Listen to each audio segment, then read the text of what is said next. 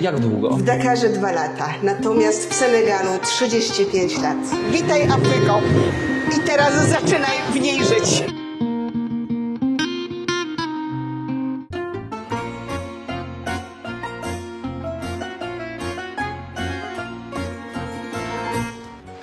Raz, dwa, trzy, próba mikrofonu. Szanowni Państwo, witam w kolejnym odcinku z serii Senegal z Jak to daleko.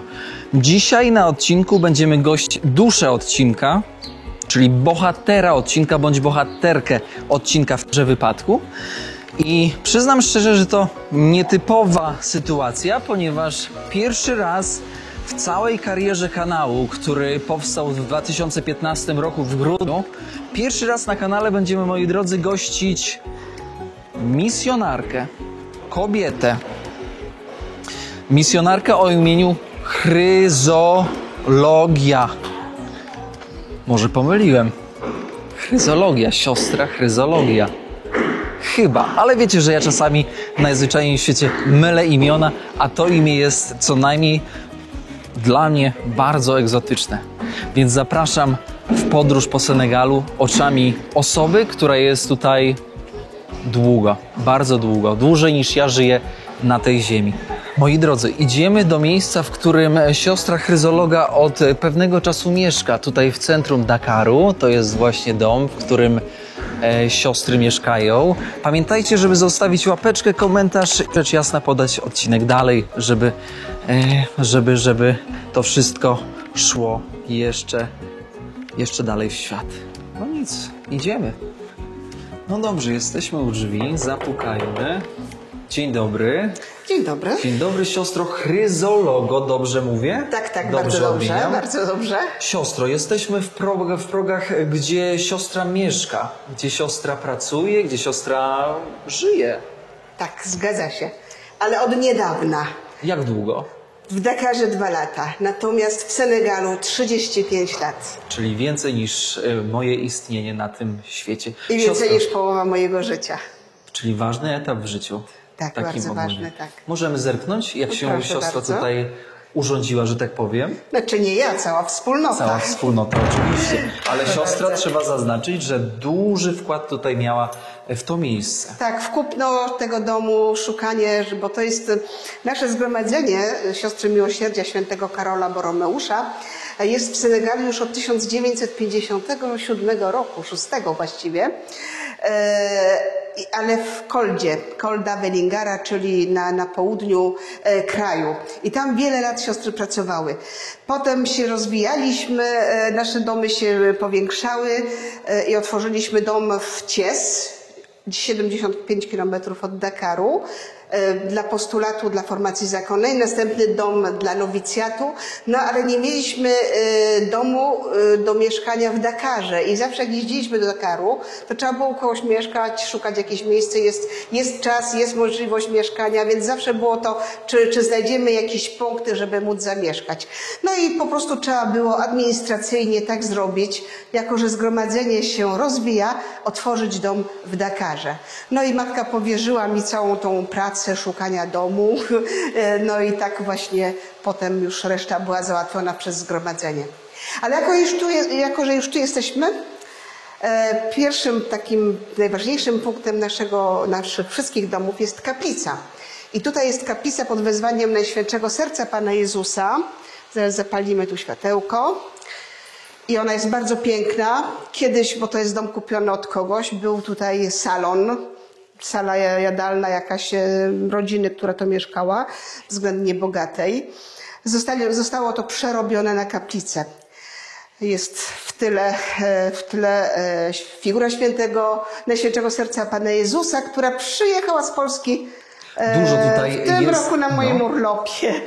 Dużo siostra przywozi rzeczy z Polski. Bardzo dużo, nawet to tabernakulum jest z Polski. Kielich, cała oprawa tutaj liturgiczna I została teraz przywieziona pojawia z się Polski. pytanie, skąd siostra pochodzi z Polski? W Polsce urodziłam się na Górnym Śląsku, z Zabrza. Tam się wychowywałam i kiedy wstąpiłam do klasztoru, to w Trzebnicy koło Wrocławia. Pozdrawiamy Górny Śląsk serdecznie, a wiemy, że widzów mamy również z Górnego Śląska. W którym roku siostra wstąpiła do zakonu i co spowodowało, że jednak siostry droga pokierowana została w tym kierunku? Od wczesnych lat dzieciństwa byłam bardzo związana ze zgromadzeniem naszych sióstr, które pracowały w parafii. Zawsze biegałam do sióstr, cieszyłam się, jak widziałam siostry, było to dla mnie coś wyjątkowego. I tak właściwie od dziecięcych lat, jako że pochodzę z rodziny wierzącej i praktykującej, nie pod przymusem kogokolwiek, ale wyczułam, że naprawdę atmosfera jest sprzyjająca, że poczułam, że powinnam, tak jak te siostry, dać swoje życie Panu Bogu. Moim pragnieniem było od samego początku być pielęgniarką, siostrą zakonną pielęgniarką i wyjechać na misję do Afryki. Wspomniała siostra o edukacji medycznej. Studiowała siostra chyba medycynę, dobrze mówię? Może niekoniecznie wielką medycynę, ale jestem pielęgniarką dyplomowaną. Na czasy lata 80. wyglądało to może nie tak jak dzisiaj, że takiego wielkiego magistratu nie mam, ale jestem pielęgniarką dyplomowaną. Myślę, że to jest ogromna wartość, zwłaszcza w Afryce, prawda? Tak. Przydało się wykształcenie? Bez tego bym nie miała chyba co tu robić. To chyba pokój siostry, nie będziemy wchodzić, ale... Nie będziemy, bo to jest raczej niemożliwe nawet. Tak jest, ale to co jest ważne tutaj, to jest nad drzwiami. Czy siostra jest w stanie powiedzieć coś więcej, co tu mamy? To jest prezent chyba, ręcznie malowany. Tak, jest to prezent. Na zdjęciu widać, na malowidle widać nasz szpital, który wybudowałam w Wellingerze. Jest to szpital dla dzieci niedożywionych. A obok od personelu, z którym pracowałam w Wellingerze, 600 kilometrów stąd, podziękowanie za 32 lata, właściwie to było 33 lata, pracy wśród biednych i dzieci. Widzę na twarzy siostry ogromny uśmiech i cieszę się z tego tytułu, bo to jest historia, którą warto opowiedzieć światu, zważając, że siostra dosłownie w czerwcu 2025 roku już wyjeżdża z Senegalu. Tak, opuszczam definitywnie Senegal. Na wszystko jest czas. Nie jest to proste, ale wola Boża i z nią się... Czyli zgadzam się z wolą Bożą i cieszę się też, że coś jeszcze innego będę mogła zrobić. Pójdźmy może na zewnątrz. Zobaczmy, co słychać, że tak powiem, na ulicach na Dakaru. ulicach miasta i poruszymy kilka tematów związanych z życiem Senegalu. Ruszamy w miasto. Siostra za przewodnika, siostra chryzologa, w prawo czy w lewo? Bo jesteśmy w samym, w centrum chyba, co? W prawo. Właściwie centrum jako takie administracyjne jest stąd gdzieś około 7 kilometrów w linii prostej. Natomiast z tego miejsca, gdzie jesteśmy, nazywa się Sacré-Cœur, czyli Najświętsze Serce Jezusa.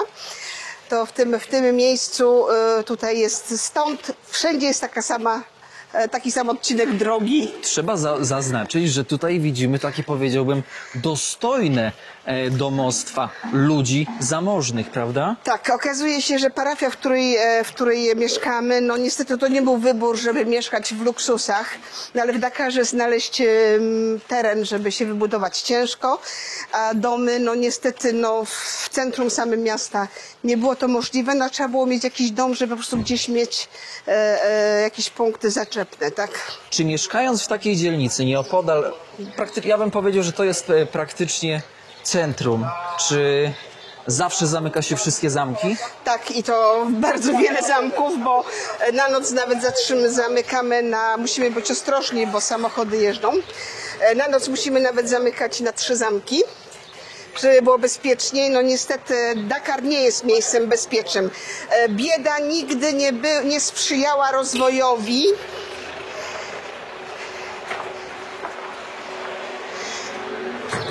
Jak ludzie są biedni, to nie mając możliwości pracy, to żeby z czegoś żyć, często niestety posuwają się do kradzieży, do napadów.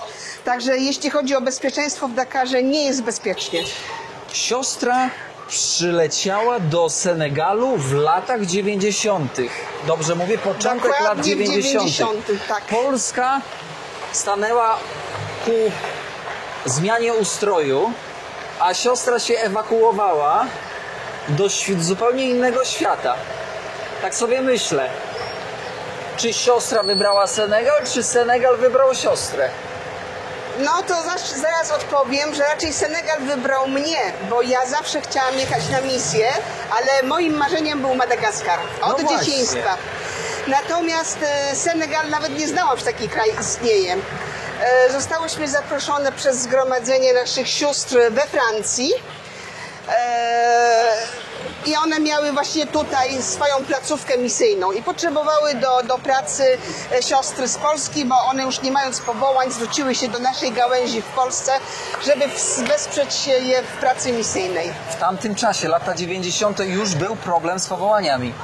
W 1989 roku ostatnia francuska dziewczyna wstąpiła do naszego zgromadzenia we Francji. Także od tej pory nie ma tam żadnego powołania. Teraz są powołania tu w Senegalu i pierwsze dziewczyny wstąpiły w 2000 roku. Mamy lata 90. Siostra ląduje w Senegalu. Większość ludzi w Polsce, nie ma co ukrywać, gdyby usłyszało Senegal, też nie miałoby zielonego pojęcia, co to za kraj, gdzie jest i z czym jest w ogóle związany. Co siostra czuje? Pamięta siostra te pierwsze wrażenie, uderzenie?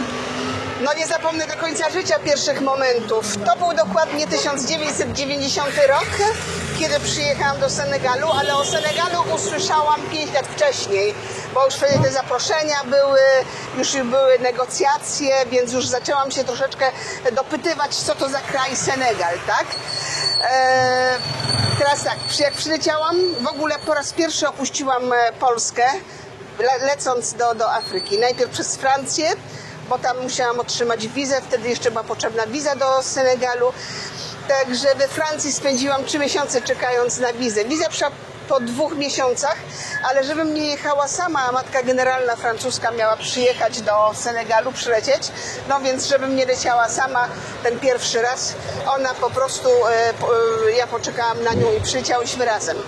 Wychodzę z samolotu, pierwsza rzecz, staję w drzwiach samolotu w Senegalu, zostałam odurzona z zapachem, nieprzyjemnym zapachem ryby, takiej ryby, która się psuje gdzieś tam.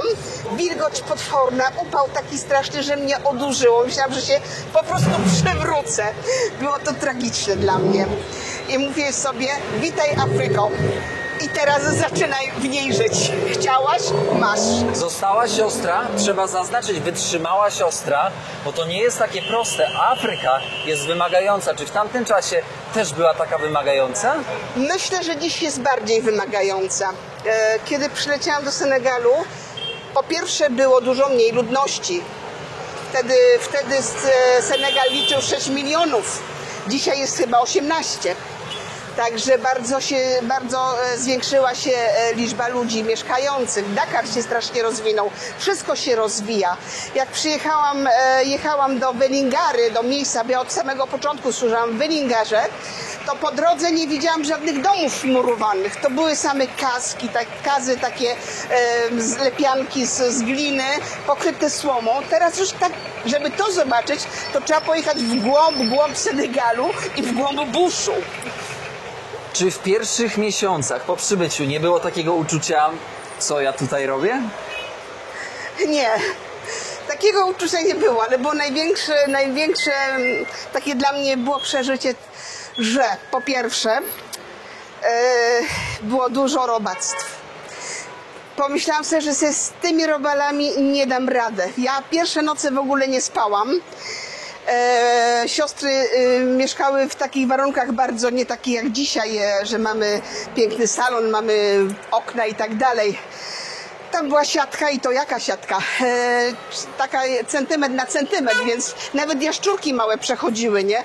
W pokoju było wszystko, ja po prostu nie spałam. Myślałam, że nerwicy dostanę. I pomyślałam sobie, chyba jednak Afryka nie dla mnie. Chyba jednak nie dam rady. No i walczyłam po prostu z tym, postanowiłam sobie, wmawiałam sobie, nic ci to nie zrobi, mówiono ci, że są robaki i tak dalej. No ale powiem szczerze, że do dzisiaj nie lubię robaków, ale w Dakarze ich nie ma.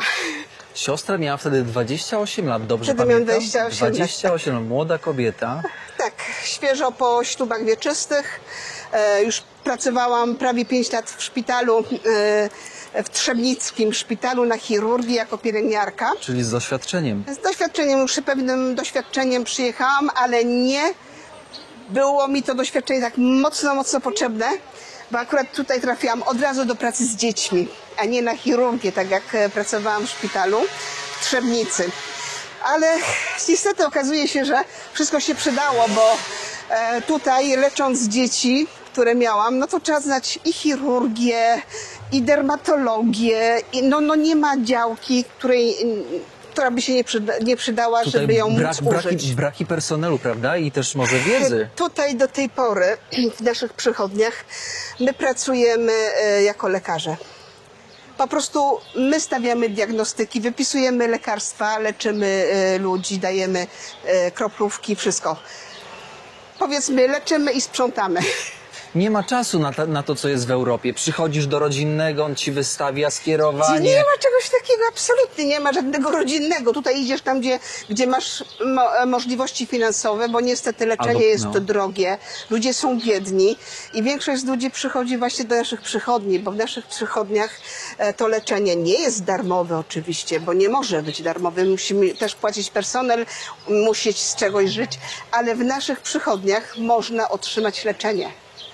I można wyzdrowieć. Czy uważa siostra, że gdyby to leczenie było darmowe, to by podchodzili do tego z szacunkiem należytym? Bo często jest tak, że jak ludzie w Afryce dostają coś za darmo, to tego tak nie jakby im się szanują. należało. Tak? To tak jakby się należało. Zgadzam się, że może byłby taki jakiś brak tego docenienia tego, że coś się otrzymało. Ja nie mówię, że nigdy nikomu nie liczyliśmy nikogo za darmo, bo są takie sytuacje, że ktoś przychodzi, nie ma nic. No ale niestety jest w takim stanie, że no nie możemy wysłać, żeby poszukał pieniądze. Ja pamiętam na początku, to czasem za leczenie kurę dostałam, jakieś jajka i do domu przynosiłam.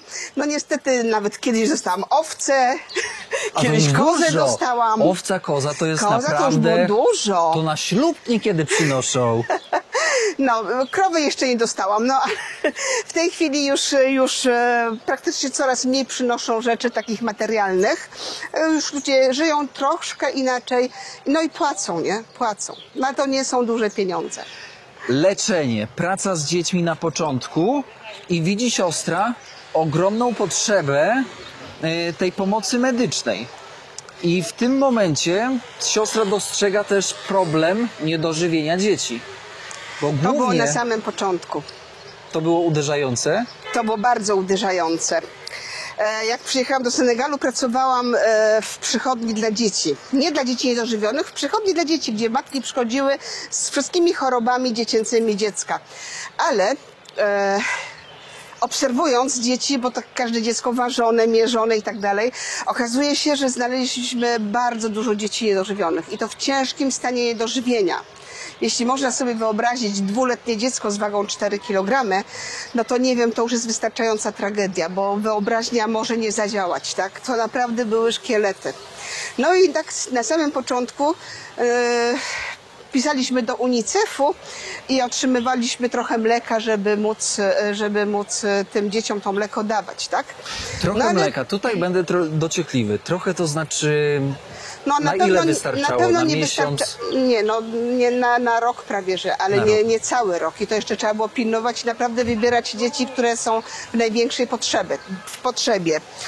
Więc okazuje się, że tak, były takie sytuacje, że matka przychodzi, dziecko w naprawdę ciężkim stanie, ja tłumaczę, że to dziecko potrzebuje mleko codziennie, 3 razy dziennie i tak dalej. Więc dawaliśmy za darmo to mleko, kilogram mleka i to mleko w proszku i to mleko miało na tydzień wystarczyć. I za tydzień miała matka przyjść z dzieckiem, żeby zobaczyć, czy się poprawia stan zdrowia, stan żywnościowy tego dziecka. Okazuje się tak, że za tydzień zdarzało się, że matka przyszła, dziecko było jeszcze w gorszym stanie, albo przyszła powiedzieć, że dziecko zmarło. Ja mówię, ale czemu? Co mleko nie pomogło, nie chciało pić. A ona mówi, siostro, jak ja przyszłam do domu, ja mam 7 dzieci, Jak cała rodzina usiadła do tego, to tych 7 dni, no niestety nie wystarczyło. To mleko poszło w jeden dzień dla wszystkich dzieci i to dziecko, które było w większej potrzebie, no niestety nie mogło otrzymać tego, co potrzebowało. No i wtedy zrodziła się myśl. Te dzieci trzeba mieć na miejscu, je dokarmiać. Trzeba po prostu pod kontrolą dawać im jeść, nie tylko mleko, ale i posiłki pewne, tłumaczyć tym matkom, jak podchodzić do tego żywienia dzieci, tak? I tu zaczęła się wielka historia. Siostro, chryzologo, czy od momentu, kiedy siostra przyjechała do dziś, można powiedzieć, że ten problem z niedożywieniem jest mniejszy niż kiedyś?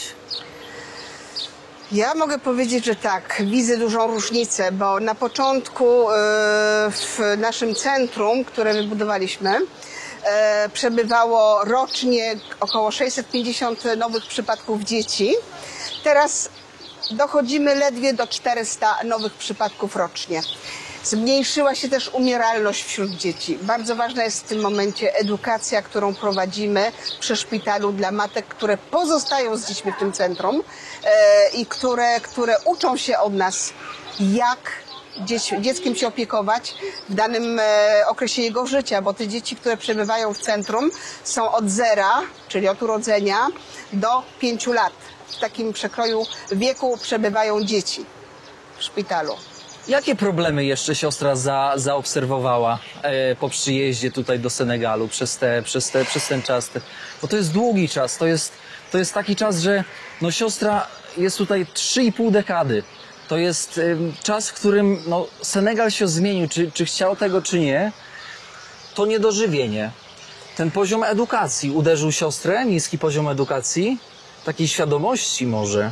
Powiedzmy tak, niski albo mały, bo jeśli chodzi o poziom, są szkoły katolickie, które mają bardzo dobry i wysoki poziom, prywatne szkoły. Gorzej to wygląda czasem w publicznych szkołach państwowych, bo tych dzieci jest strasznie dużo.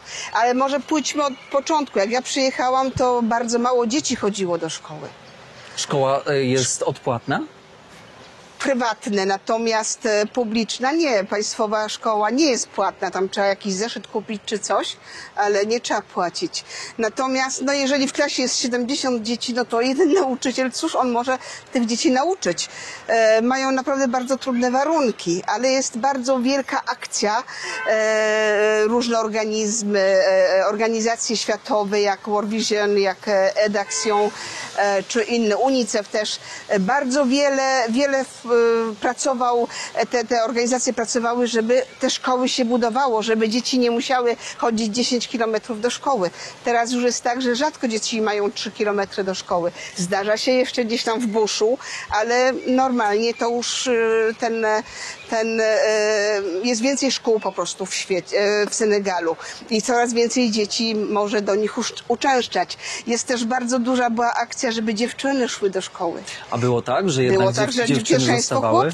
Pierwszeństwo były chłopcy, a teraz już nie ma. W klasie może być więcej dziewcząt niż chłopców. Z czego to wynika, że pierwszeństwo chłopcy?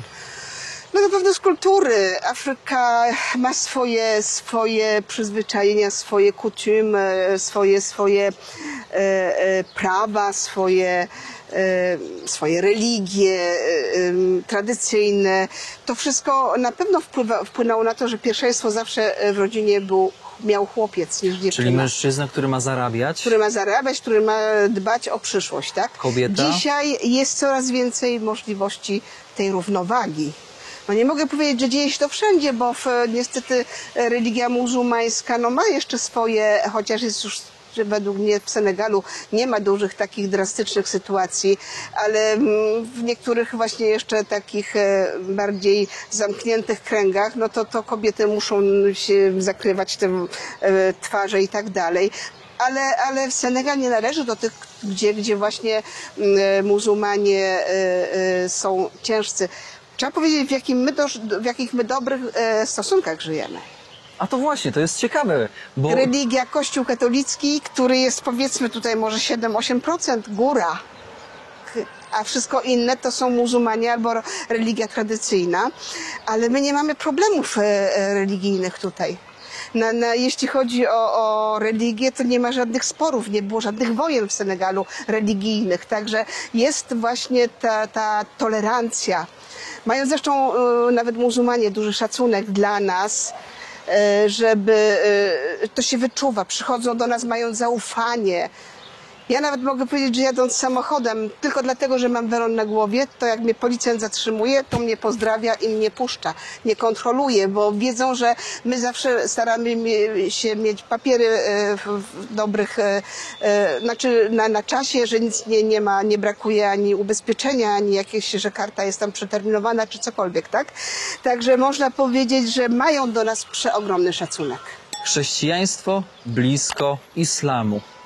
Czy można powiedzieć, że muzułmanie tutaj respektują nas, chrześcijan, tylko dlatego, że mają od nas pomoc? 35 lat w Senegalu to naprawdę długi czas. Wywiad z siostrą chryzologą przeciągnął się. Postanowiłem, że podzielę go na 2 części. W każdej z części poruszamy inne aspekty dotyczące doświadczeń i obserwacji naszej rodaczki. Ciąg dalszy nastąpi w odcinku 9. Zapraszam.